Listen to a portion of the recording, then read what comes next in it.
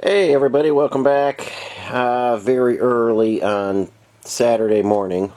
Still dark out, but nice and quiet in here. Nobody's bothering me yet. So I've got a Dana 30 here up on the rebuild horses, and I think you can see I already got the inner seals in there.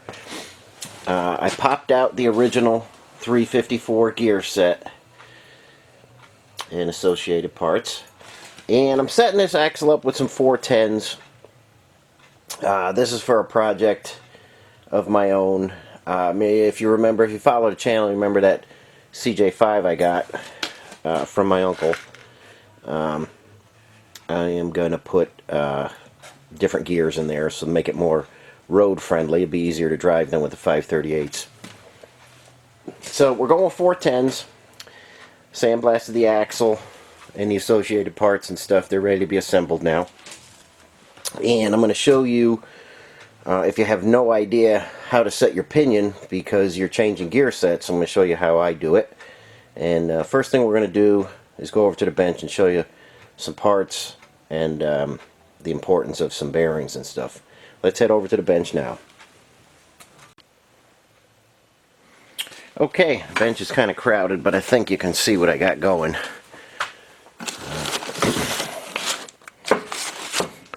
There's my 410 ring gear. And there's the pinion. Now, when I put in gears, if at all possible, you see these are authentic Spicer gears. I like to use Spicer stuff when it's available. I already have set up a Spicer carrier. I put a Spartan locker in there. I like the Spartan because you don't have to use the original thrust washers. No thrust washers with this setup. This is my favorite one right now. Goes in super easy. They're super durable. I've not had one go bad. I got these in everybody's Dana 30s that doesn't need an extreme locker. They work real good. The first thing that I want to talk about is take a look at these washers here.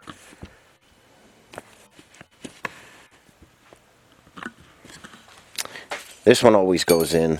This one goes under your pinion shims, and this one goes right on your pinion, and then you press your bearing on. Now, you put these in if the axle you take apart has them. If the axle you have doesn't have these, then don't put them in. You got to be conscious of that because that will change everything as far as your pinion depth. Be conscious when you're taking it apart if you have this one and this one. Some Dana 30s have them, later ones do not. This one's usually in every single one. Okay, next thing we're going to talk about is the importance of setup bearings. This is when you're going to check your rotational torque on the pinion. That guy just slides on and off. Has been enlarged so that slides on and off. It makes taking that pinion in and out and changing your shims that go here to set up your rotational torque much easier. On your carrier, your shims go in first, and then your bearing gets tapped on top of that. Again, you want to slip fit. I mean, you don't have to. You could take your bearings on and off. You'll notice on all new carriers there's no notch here for your puller jaw. So if you are going to bang your bearing on and want to take it off, grind yourself a small notch in there to get your puller in there. But anyway, just enlarge the diameter here so you get a slip fit. You don't want it sloppy. And the most important thing is don't use used bearings for your setup bearings. Get an extra set of new bearings and make sure you use new bearings for your setup. So I have these for a lot of different axles, and I just keep them in there in a drawer, and like those are labeled Dana 30, so I always know what they are. And finally, when we go to set up the pinion, this diameter here has been taken down a little bit, so this is going to slide in and out. It's not absolutely necessary that you do that, but it just, instead of banging it in and out, I just have one that I could just drop in there. You'll see it when we set up for it. So there's the parts I have, and we want these gears to last a good long time, so we want to make sure we set them up right. So a very critical thing is the depth of this pinion in the case, and we'll get set up for that next, and I'll show you how I go about doing it. Okay guys, here we are over at the housing. I've got my new bearing set up, and like I say, this does not have to be, you could bang this in and bang it out. I find it easier just to be able to drop that in there. That should be like a light push fit, okay? That just comes in and out easier. We're not going to be taking in and out a lot, but it's just, I think it's just easier, okay? Now, we've got the pinion bearing, and we've got the cup in there. That's all we need to determine our pinion depth. And leave the camera off here. Hang in there with me. I'm going to show you. This is the setup I use. Okay, this is a pinion depth setting kit. This one is from TD Machine. They really have a nice kit. I've had this kit for, oh god, over 20 years now. I've set up hundreds of axles with it, and it works perfectly every time. There's a little bit to it, and it's setting it up. I'm gonna take this Dana 30 and go through it in a bunch of different videos. So in case you guys want to get any tools or you want to do it yourself, you don't have to keep going back over the same video. So today we're just going to get the pinion depth set, and we're going to use these various tools and cups and stuff. Again, this is TD Machine. You can look them up on the internet. I'm not associated with those guys in any way, but I do like their product, and if anybody's looking for a setup, this is a very, very good kit to get. It will do not every single axle, but probably 90% of them that, you know, in the automotive world. And like I say, it's been perfect for many, many years. So I'll show you how we set that up next. Okay, so this is a Dana 30, so I know from doing Dana 30s we need the medium.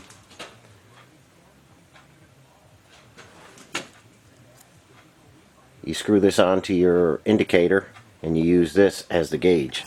You've got a small, you've got a large, and in the instructions it'll tell you which one to use. So we're just going to screw that on there.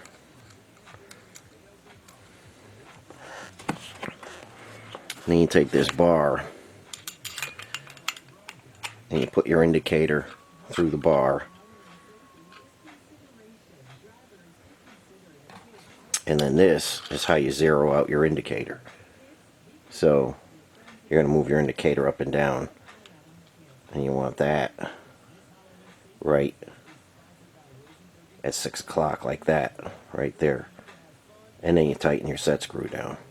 So it's kind of tricky to do with the camera in the way, but eventually you're going to want to be right at 6 o'clock with this, with that guy sitting on the flat spot there. Setting your indicator up is critical, because this is what's going to set your pinion depth. This is what you're going to read. So, and this is explaining directions. If you guys get a kit like this, you'll see what I mean. But I'll get this set up and show you what it should look like when we're all done.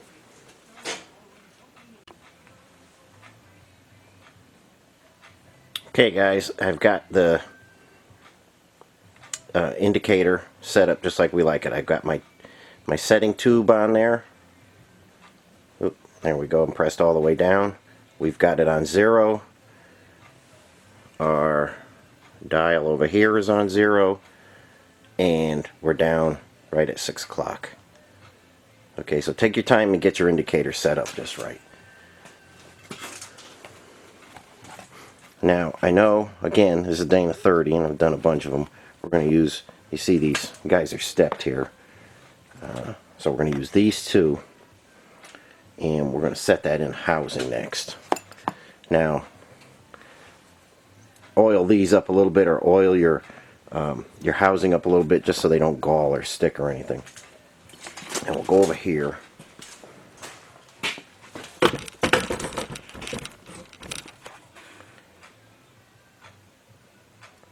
Okay, we're going to get that guy set up in there now.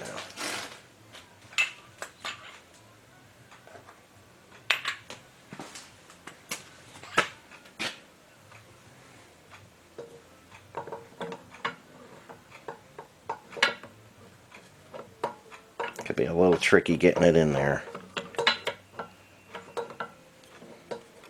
Oh, hang in there with me. I'll be right back with you. Okay guys, I got it in there. Got the caps on. Just tighten those down lightly. You don't want to wrench those down tight. You know, 15, 20 foot-pounds is fine. I put the indicator in backwards there, but I'll bring the camera on the other side to show you. Okay, now we're set up here, and our indicator can swing like this. We've got our pinion bearing sitting in there.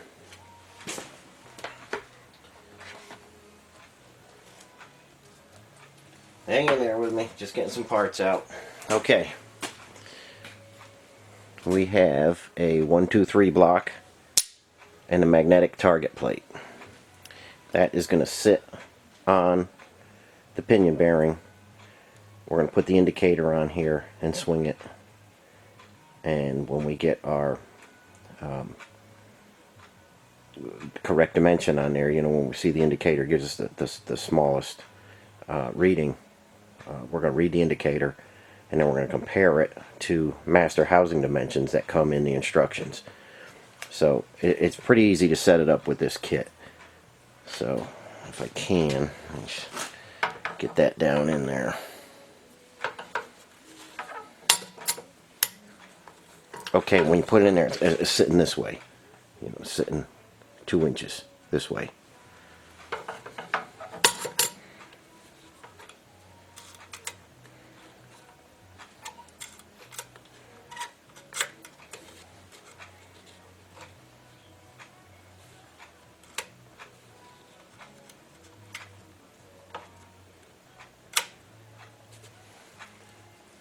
Okay.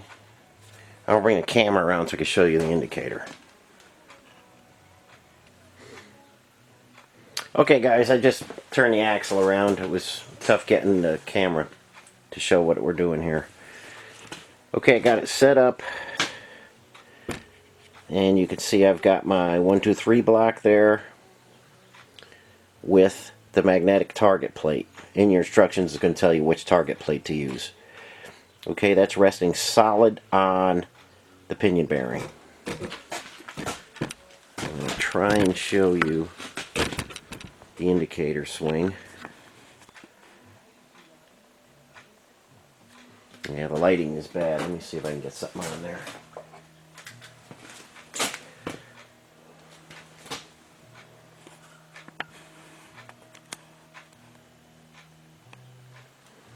Okay, we're going to swing this just a little bit till we get where the indicator stops going one way and just starts coming back the other way.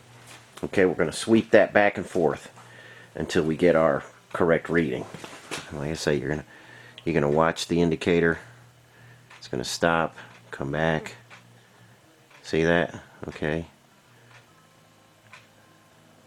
That's going to be your setup. So now we got to do some math. We know what the indicator says. When I put that where it needs to be, we're at 802 thousandths. So we're going to take our 802 thousandths dimension and we're going to do some math now. Now again, to do this, we just have a 1, 2, 3 block, a magnetic target plate, and our indicator on our cups. Nothing crazy. It's very easy to do. Like I say, this is a very good kit. If anybody's doing their own axles, this is a fantastic kit to have. Okay, let me get the instructions out. We'll get the camera set up, and I'll show you how we figure out what our shim needs to be. Okay guys, let's go over some math. Your calibrated depth. That's your 1/900. We used a medium one, which is 2/500. The big one is 3.375. Okay, they're going to have the screw-on anvil, and then you flip it over and you calibrate your depth. So we're going to take our reading. I'll try and get in here for you. We're going to take our calibrated depth reading. Okay, that was 2/500. We're going to minus our 802 that we got. Calibrated depth, our indicator read 802 thousandths minus, it gives us 1.698. You take your 1, 2, 3 block and you add the 2 inches back in, 3.698. Now we know our master housing dimension because we have the sheet from the company and they give you master housing dimensions. We know our master housing dimension is 3 5/8, 3.625. So you minus the 3.625 from the 3.698, and that gives you your shim size, 73 thousandths.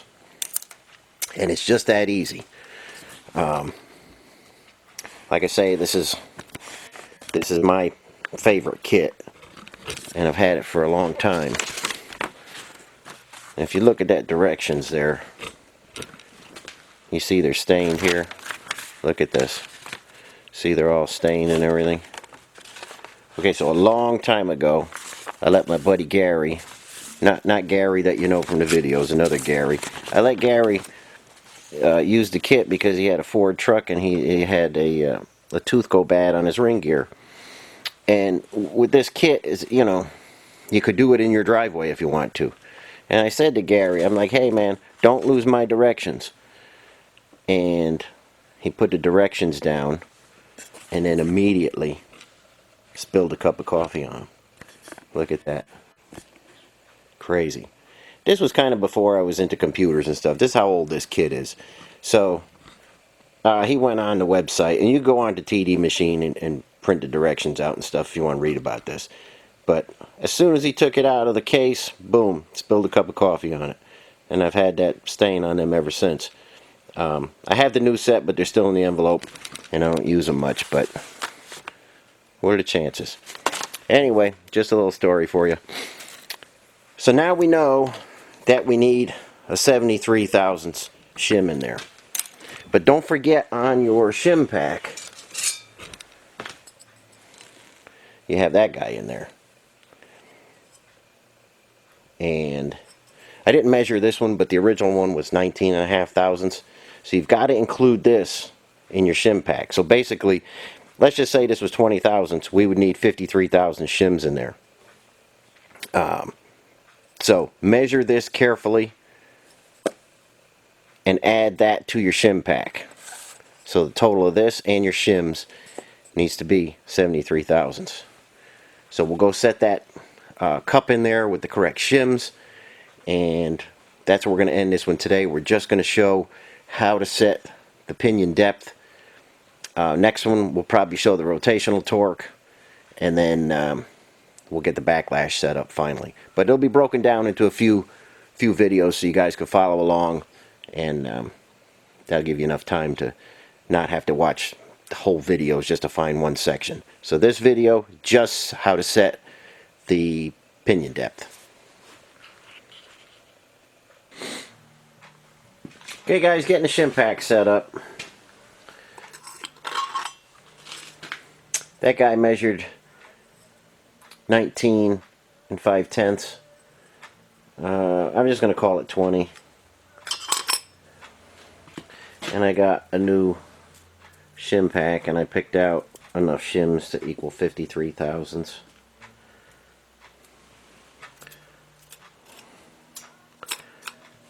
So that brings us to 72 and a half. And I feel alright about that. The indicator was kind of just 5/10 back and forth between 1.5 and 2, so I feel like we're right on the money there. I'm going to knock the cup in next, and that'll be set. Then we'll set up the pinion. We'll put that in, and that will be, like I say, the pinion depth will be 100% accurate. And like I say, a lot of guys call me up and they don't have trouble sometimes if they're changing bearings on their original setup.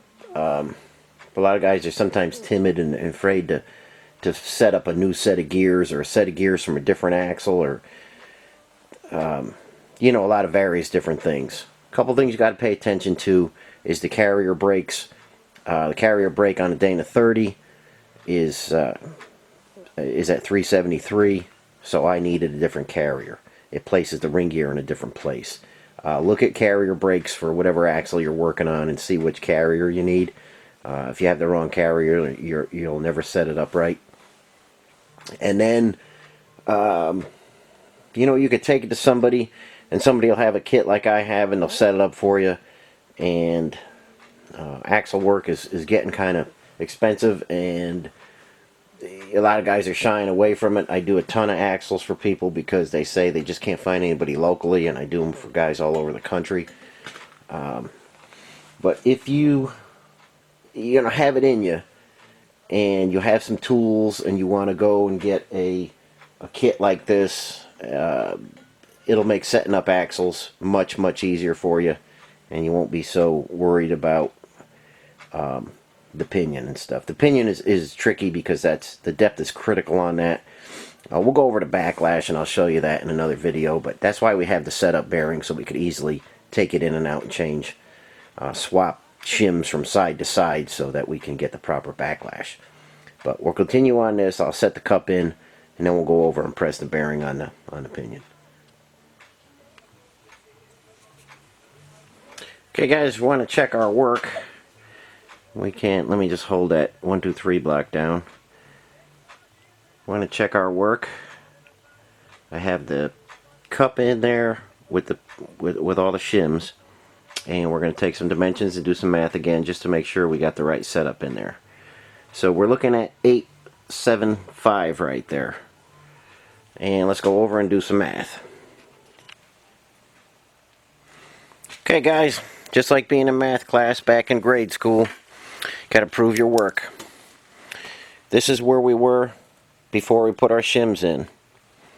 Same calibrated depth of 2.5 inches. Our indicator now reads 875. That equals 1.625. Add your 2 inches for your block. 3.625. That's your master housing dimension. We know now by testing our shim pack that we are exactly at the master housing dimension. We don't need to worry about any kind of bad setup or anything because of pinion depth. The only thing we'll need to adjust would be the backlash. So just, if you're unsure what you're doing and you want to check it, it should come out exactly right every time. So that's where we started with, figured out our shim, and proved our work right there.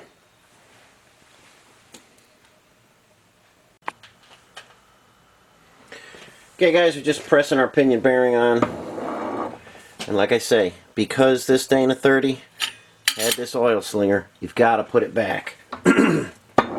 That's all. The thickness of that is calculated into your whole entire setup. So if you have it, put it. If you don't add it. Okay, we're solid there. And that pinion is ready to drop into the axle.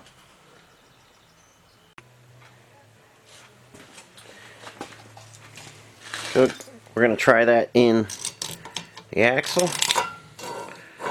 Everything looks good. Slinger's not hitting anything, and it shouldn't if you came out with one. So that's where we're going to end this one today. Next time, we're going to add some shims right to this area, put our setup bearing on there, tighten everything down, check our rotational torque. That's the torque it takes to spin that. That's another critical setup. But like I said, we're going to do this one at a time so you guys can follow along in case you want to do this yourself. I know not a lot of guys are doing their own axle work, but for the one or two that are out there, I hope you get something out of this. So, I'm going to leave that like that till next time. And rotational torque, backlash, and you know, obviously we got to do the ball joints and stuff like that, but I'm just concentrating right now on the setup of the gears.